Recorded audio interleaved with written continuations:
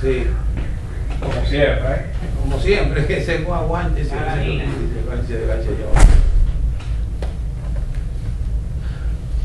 Entonces, está correcto lo del fuero al agua. Ah, de la agua, sí, sí. ¿Tú crees que está correcto? Claro. Hay un método para levantarlo fuera. Pero no hay que usarlo. Sí. El sector y el consejo pueden autorizar. El consejo. El consejo puede autorizar y a falta de consejo reunirse el sector actúa. Pero ese tipo de problemitas debe controlarlo internamente la UAS. No es necesario que llamar a la policía. Es que ellos tienen que controlar Sí. internamente. Sí, si no llega la policía, el rector se dio cuenta que podía pedirse hasta registro. Estaban pegando candela.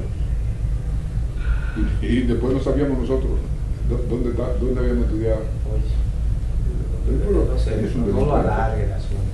Podía hasta perderse el registro. No, eso no. Eso no. Era un carrito que queman afuera, dos carritos.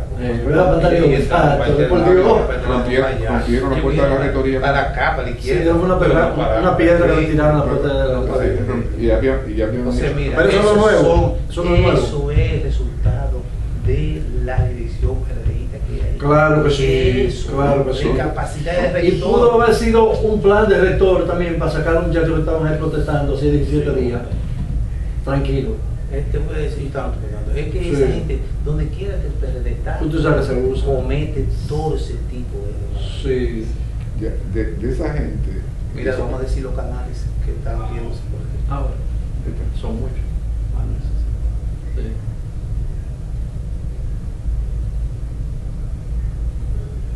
Bienvenidos, señores y señores, a su programa Tiempo de Renovación.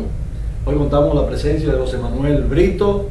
¿Cómo estás? Muy bien. Y el señor Pantaleón María, los Buenas cuales vamos a tardes. abordar los temas de interés que están sucediendo en República Dominicana y el mundo.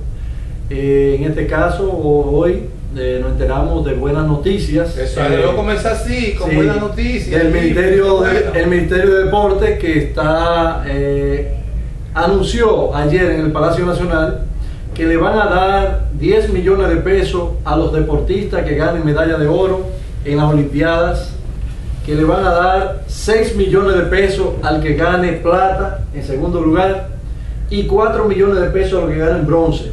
Pero además a los entrenadores le van a dar, los entrenadores de los deportistas que ganen medalla, le van a dar 2 millones para oro, 1 millón para plata y 500.000 para bronce. Es decir, es algo importante que República Dominicana está avanzando en términos deportivos, y el incentivo a los deportistas, que decía el ministro de Deporte, que no solamente los peloteros son millonarios, que también los deportistas de alto rendimiento, ellos le van a dar muchos recursos a los que ganen medalla de oro. Países como Italia y otros países solamente le están dando, incluso le están ofreciendo menos que nosotros. Están en $123.000 el oro en Italia, y 60.000 y 50.000 en bronce. Entonces es algo importante, es una buena noticia. Correcto, para esa buena familia de esos deportistas y para el pueblo dominicano, que se va a regocijar cuando ganemos medalla en las Olimpiadas allá en Londres. En Londres. En Londres, Sí, sí. exactamente. ¿Sabe una cosa? Es interesantísimo, muy interesante eso, porque ahora el ser un destacado deportista no solamente gana dinero si va a las grandes ligas, o va a jugar la pelota rentada, o el béisbol, o la otra, el baloncesto, sino también que si es un buen atleta en República Dominicana, tiene la oportunidad de comprarle la casa a su mamá, de comprar su carro y continuar por ahí desarrollándose. La mayoría de los deportes de competencia olímpica no son rentados. Es decir, no pertenecen a competencia de renta. No. En Pero Panamá, ese es el incentivo que van sí, a dar. en Panamá existe una ley que le da garantía de por vida a todo atleta que lleve una medalla de oro. Sí, por ley. Muy interesante. Sí, o que obtenga, por ejemplo, en el caso de lucha, de boxeo o algo así, una corona. Bueno, pues aquí Pero entonces... obtenga una corona, también le dan, tiene una garantía de por vida del Estado, para lo cual le da la facilidad de que no bajen de las alturas Sí, a dar pena. aquí los boxeadores que han muerto en la miseria, ojalá pudieran hacer eso también con los artistas y los cantantes y la cosa, pudiera haber algo, porque pero es lamentable que personas que han alegrado la vida, que han visto, que han puesto a uno a vibrar de emoción mirándolo, haciendo las cosas, y que después tú lo veas. Pero en los últimos tiempos ha mejorado mucho eso, y más porque el Estado le ha dado, sí, le ha dado por decreto pensiones, sí, a los artistas que fueron en algún momento muy escuchados, muy por ahora en estos días.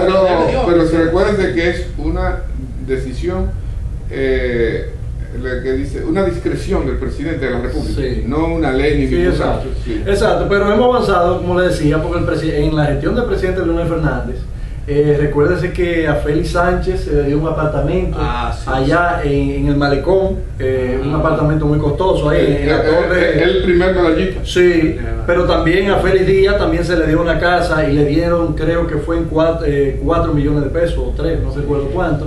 Y se ha ido avanzando poco a poco. Ojalá eso estuviera como tú dijiste. También, pero también a esos deportistas también el Estado le ha garantizado empleo luego que ellos dejan de pertenecer.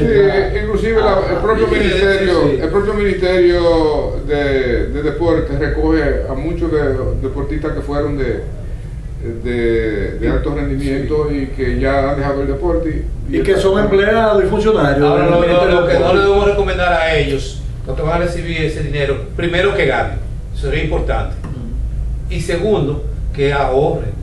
Muy bueno, que ese es el tema que vamos a traer ahora. Que los deportistas que ganen medalla de oro y de plata, que ese dinero no empiecen a consumirlo y a despilfarrarlo, sino que lo inviertan en cosas productivas. Sí.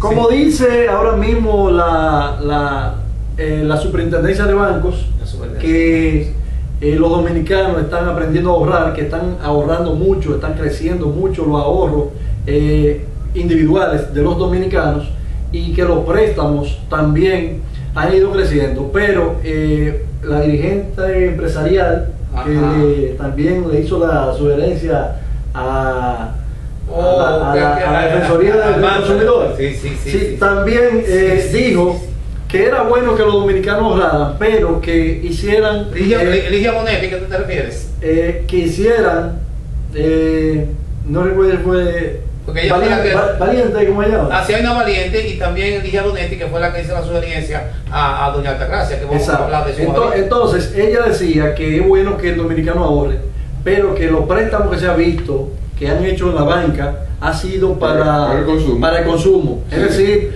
para comprar vehículos, sí, para comprar casas, para comprar lujos, para comprar cosas diversas, y que no son inversiones en cuestiones productivas. Es decir, ella llamaba la atención, y tiene razón, de que el dominicano debe tomar préstamo o ahorrar para emprender negocios, para emprender nuevas empresas, para emprender cosas que sean productivas, que lo lleven a crear empleo, a producir bienes y servicios en República Dominicana, para que así el país ahorre de una forma más pueda ahorrar. Perfecto, además, te voy a decir, hay que tener sentido cuando se toma un préstamo. Porque si tú tomas un préstamo en un banco, sabes, lo primero que tiene que saber es que tiene que pagarlo. ¿De dónde lo va a pagar? Primero tiene que pagarlo. Sí. Si lo invierte en muebles, si lo invierte en cuestiones no reproductivas, que no reproducen el capital ni la inversión, entonces cuando tú tengas que pagar, necesariamente o tienes que devolver lo que cogiste, o te queda con el crédito totalmente dañado. Y tienes que pagar más porque hay que pagar la tasa de interés. Ahora, si tú hiciste así, cogiste un préstamo, invertiste, también que invierta en una buena cama, en unos buenos muebles, o qué sé yo, regulares, y la otra parte la invierta en algo que sea reproductivo, Entonces tú tienes con qué pagar tu préstamo y con qué también, y te quedará como ganancia lo que compraste de inmueble o de muebles. Sí, de muebles. la conducta del prestatario. Sí. La conducta del prestatario es la que mueve a la banca. Sí. La banca se ha encontrado de que presta a gente que casi en realidad no tanto lo necesitan, sino aquellos que aseguran la devolución del devolución con lo que ya tienen, Sí. no con lo que van a producir, Claro. sino con lo que ya producen, Sí. antes de tomar el préstamo. Ujú. Sí. Es hacia eso que van dirigidos Esos son los que califican. sí, en la mayoría de los casos. Ujú. Y naturalmente eso aumenta el consumo mientras reproduce la pobreza. Por lo siguiente, lo usual es que una persona no invierta en comodidades Ujú. hasta que esas comodidades no sean el fruto de lo que devengan sus inversiones. De una renta que le entra dinero. Sí, sus la inversiones ganancia. de negocio, lo que sea, es decir, no invierta en comodidades. Ujú. Para poner un ejemplo, muy característico aquí estaba, era siempre digno de ver el pulpero Banilejo. Sí. El pulpero Banilejo, Una tradición muy buena. sí, el pulpero Banilejo casi nunca compraba el local a donde estaba trabajando. No, casi Lo alquilaba. siempre lo tenía alquilado, sí. Él y vivía en una casa alquilada, no compraba una casa. Es decir, hasta que su negocio no le producía para tener esa casa y esa Bueno. comodidad, Sí. él no hacía lo que nosotros hacemos, coger el préstamo para hacer la casa y la comodidad y después salir a buscar cómo pagarlo. ¿Cómo pagar? No, él lo hacían al revés, buscaba cómo producir y luego que ese negocio le estaba produciendo lo suficiente y ya le quedaban ingresos que no lo estaba necesitando para el negocio, eso lo comenzaba a utilizar en las comodidades. Esa conducta, que es muy vieja, En los banilejos. sí, en los banilejos, y ha dado muy buenos resultados, pero la otra, la más usual, que desde la colonia se usaba los españoles de venir a América con fin de reunir riquezas con que irse a acomodar a España, y allá le llamaban los indianos y hacían grandes casas en la Cataluña y en las distintas regiones de donde provenían. Volvían con lo que habían acumulado y lo que hacían era irse a acomodar allá y naturalmente a vivir una vida un poco principesca. Y nosotros lo hacemos aquí con los inmigrantes también.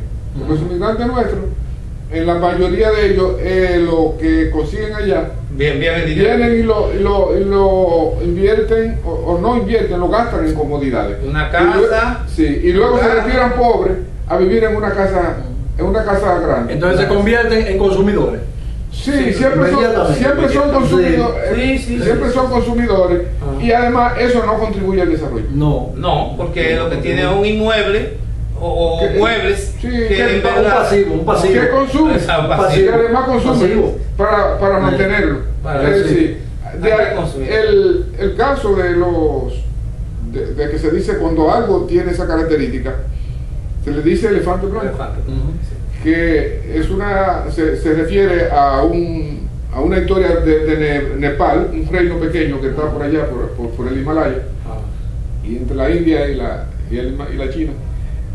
Había un rey que para castigar a sus adversarios, le regalaba un elefante blanco, que son sagrados. Ujú. Son sagrados, no se pueden poner a trabajar. Ujú. Pero el que lo recibe tiene que agradecerlo y tiene que mantenerlo. Mantenerlo. Además no le puede devolver un regalo que le haga el Que le haga el rey. No. Entonces tiene que mantener un elefante. Que no produce nada. Entonces, tú sabes, Sí. bueno, perdonándome, tú sabes Ah. que el hecho de que tú tengas un dinero, compre una casa, compre inmuebles, esté cómodo, pero entonces no tiene con qué mantener la mujer, ni con qué mantener los hijos. No. Entonces ahí viene el problema de la violencia. Entonces la mujer quiere que tú le compres los muebles, que quiere esto, que quiere aquello. Entonces viene el problema de la Y violencia. viven hasta el cuello. Hasta el cuello. Endeudado. Entonces fíjate, así hablando haciendo de eso, de la cuestión de la violencia, fíjate bien ahora mismo, este muchacho que tiene dinero y toda esa cosa, Omega. Mira a Omega como teniendo dinero, teniendo todo, sin embargo, ha caído en violencia. El caso de Omega se ha convertido más en un símbolo en contra de la violencia contra la mujer, porque él había sido 3 veces denunciado por diferentes mujeres. Sí. Y las mujeres habían desistido de la demanda. Las 2 ocasiones anteriores lo dejaron libre por eso. Pero ahora la joven lo demandó y volvió esta y retiró la demanda. Entonces la fiscalía se tomó el caso para ella. Dijo que no, que habían antecedentes, que había sido reincidente, que tenían las pruebas de los psicólogos, que tenían las pruebas médicas y que él era muy violento. Dice que hasta cruel, dice la fiscal dice que es violento y cruel. Incluso la fiscal nunca había subido a estrado desde Santiago, aquí en el distrito, nunca había subido a estrado. Y ayer subió a estrado para castigar pedir la coerción a Omega, pedir la coerción. Y esa coerción, el juez le dictó 3 meses de prisión a Omega, Sí, 3 meses que es de coerción. Sí. de coerción. Y también a la joven retiró la querella y dio contradicciones en las declaraciones. Entonces ustedes saben que si en una declaración usted se contradice o dice mentira, Sí. en juramento, comete comete perjurio. Sí. Entonces el juez también mandó apresar a la joven, aunque no estaba ahí en el juzgado, Sí. mandó a apresarla por cometer perjurio. Un hecho que no había sucedido nunca en República Dominicana, pero es un buen precedente y es, como dicen los abogados, crear jurisprudencia, porque a partir de ahora ya la gente va a tener que tener cuidado con estar demandando y retirando querellas y con estar hablando mentiras en los juzgados de paz. Entonces, ese es un caso interesante porque aquí en el programa hemos estado hablando sobre la lucha contra la violencia de la mujer, contra el feminicidio, y figuras como Omega, que son un símbolo de un sector de la juventud, no vamos a decir que no, ellos deben ser ejemplo. Y como ejemplo no pueden estar cometiendo cosas de ese tipo como es la violencia contra la mujer. Es cierto, es Sí, cierto. pero mira, el asunto que venimos ventilando con la violencia contra la mujer, venimos insistiendo en que hay que definir el perfil de estos violentos, de este tipo de violentos, porque ¿qué espacio en su cerebro maneja el accionar de estos individuos que expresan básicamente sus frustraciones contra las mujeres? Porque hay algo muy que debe ser estudiado en estos individuos, porque un muchacho pobre como este joven, que apellido Peter que se llama De la Rosa. Peter de la Rosa, Sí. de pronto aparece como un triunfador Sí. en la sociedad, fruto de que tiene algunos talentos para aprovechar un momento, la comedia y todas esas cosas. Pero luego que tiene un poquito de gloria, se caracteriza porque no sabe manejar eso. No sabe manejar eso y lo convierte en violencia, en rechazo, en darle rienda suelta quizá a todas las emociones. Las emociones contenidas que Sí. tuvo, Contenidas y las frustraciones que tuvo guardadas, y además y con la que tiene más cerca, con la muchacha con la que se trata. Sí. Es decir, la justicia no se debe satisfacerse solamente con darle un castigo. Debe tratar de buscar algunas de las claves que la puedan llevar a la búsqueda de soluciones a otros problemas que van a estar surgiendo, con personajes que tienen un historial desde la niñez como el que tiene ese y el Omega y los otros. ¿cómo que se llama el otro? El sujeto, Sí, y todo eso que se ponen todos esos nombres. Y el de San Francisco, ¿cómo se llama? Don Miguelo. También que está preso. Don Miguelo. O sea, hay 3 presos. Sí. Ahora, Pero seguro que deben haber 40 que califican para estar presos. Sí, Pero sí. no han llegado porque tienen una característica que debe ser estudiada. Por eso. Perfecto. Ahora, José, tú hablas de que la justicia haga eso. Fíjate, la justicia es el área que punitiva, o sea, que castiga el hecho. Sí. Que castiga el hecho. Lo investiga la policía y lo investiga también el fiscal. Pero ocurre algo. Y es interesante que logremos o se logre introducirse en esa psiqui de la persona. Pero, ¿qué es lo que se está observando? Que son conductas. Conducta, José, aprendida. Aprendida en el medio. Por ejemplo, si Omega y el sujeto Don y Miguelo. Don Miguelo, Sí. bueno, son personas que viven en un medio de trasnocho, de muchachas que lo admiran, que lo besan, que lo buscan, etcétera. Y vienen de los barrios también. Y vienen Sí, también. que han pasado mucho trabajo Entonces, también. como tú dices, no saben manejar el triunfo, pero entonces lo manejan de acuerdo a su experiencia conductual.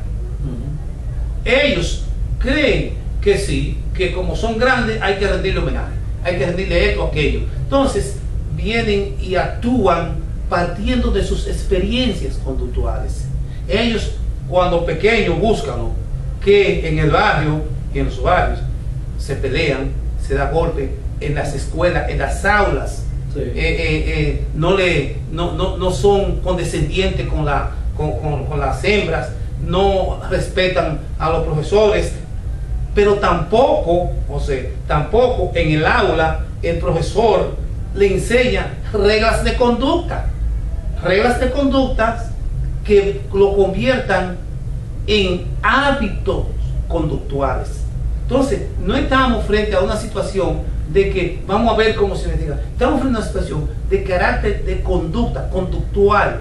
Y para poder enderezar conducta es necesario reaprender, volver a aprender, regresar a la escuela, esa escuela que por cierto ayer hablamos nosotros, esa escuela de Hostos. Tenemos que regresar a volver a, no solamente a la escuela, sino eso que tú hablabas ahorita, de la universidad. ¿Cómo puede ser posible que estudiantes de término, ya con 10, 12, 14 años de estudio, de repente se conviertan en un peligro para la universidad, para el país y para cualquier? Y por la violencia. ¿Por qué? Los antecedentes que hay en la UAS es que los grupos estudiantiles y los estudiantes se enfrentaban al régimen y a la fuerza pública, sí, en defensa de la universidad, muchas veces. Siempre. Sí, y en busca de la lucha por el medio millón. Yo fui parte de los que tuvimos que rodar por el suelo frente al Palacio Nacional el 9 de febrero del 66, cuando... La lucha por el medio millón. No, en la lucha en el 66. La lucha por entrega del presupuesto que había sido cerrado por García Godoy, sí. García Godoy, porque el movimiento renovador había sacado las autoridades que eran las oficiales, sí, y las autoridades demandaron a la justicia y impidieron que las autoridades de facto pudieran obtener los ingresos que eran 150,000 pesos lo que recibía la universidad. Entonces nos fuimos los estudiantes secundarios junto con los universitarios, que eran muy chin, pero los secundarios fuimos a reforzarlos, hicimos la manifestación frente al palacio y en un momento dado ametrallaron eso, que todavía algunos andamos buscando los cuadernos y cargábamos encima. Y ahí murió Amelia Ricardo Calventi y yo, sí. Eso sí era la lucha que hacían los estudiantes, pero una lucha contra la propia institución. Nunca se había visto. Y de este carácter. Es un problema, por eso que te estoy diciendo, o sea, que es un problema de conducta. En la universidad, en algún lugar de la universidad, se enseña alguna regla de conducta.